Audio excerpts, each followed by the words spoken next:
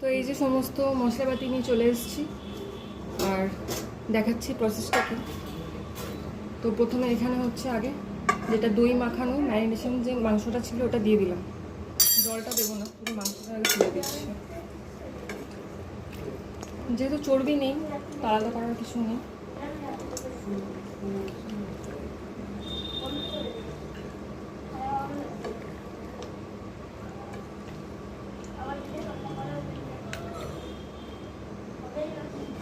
জলটা দেবো না, জলটা রেখে দিচ্ছি। আচ্ছা, তো এবার এখানে প্রথম দিচ্ছি পেঁয়াজ।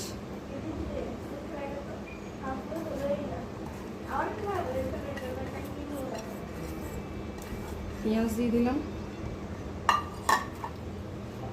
এটা হচ্ছে আদা রসুনের পেস্ট, মিক্সিতে করেছি।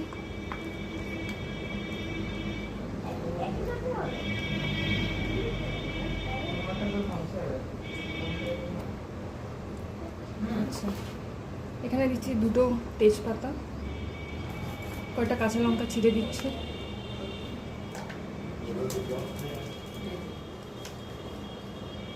একটু গোটা গরম মশলা, এলাচ, দুটো এলাচ, দারচিনি, 3টে লবঙ্গ দিচ্ছি। টমেটো দিয়ে দিচ্ছি।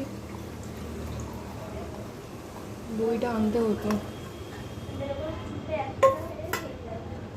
আচ্ছা, এখানে হচ্ছে এটা হচ্ছে শুকনো লঙ্কা আর গোলমরিচ, ওটা দিয়ে দেবো। আর এটা যেটা ভাজা মশলা করেছিলাম, ভাজা মশলাটা অল্প দেবো, এখন অল্পটা পরে দেবো, বাকিটা পরিমাণ মতো নুন দিয়ে দিচ্ছি।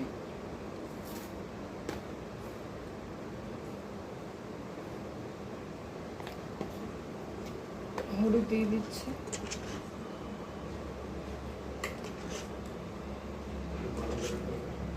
আর দিয়ে দিচ্ছি হচ্ছে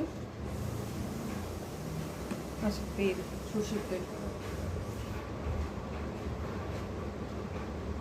যেহেতু দইটা দিয়ে ম্যারিনেশন করা ছিল আর দই দেওয়ার দরকার নেই, এটাকে ভালো করে মাখিয়ে নিচ্ছি। এটাই এবার মাখানো হয়ে যাওয়ার পরে ডাইরেক্ট আমি গ্যাসে বসিয়ে দেবো। তো আপনারা কে কীরকমভাবে করেন আমাকে জানাবেন, আমি তো এইভাবেই করি। আর এই ভাজা মশলাটা যেটা রাখলাম, এই ভাজা মশলাটার সঙ্গে একটু গোটা গরম মশলা বাটবো, বেটে লাস্টে নামানোর সময় দেবো। এটা এখন ভালো করে মাখাতে হবে। আর আলু দেবো পরে।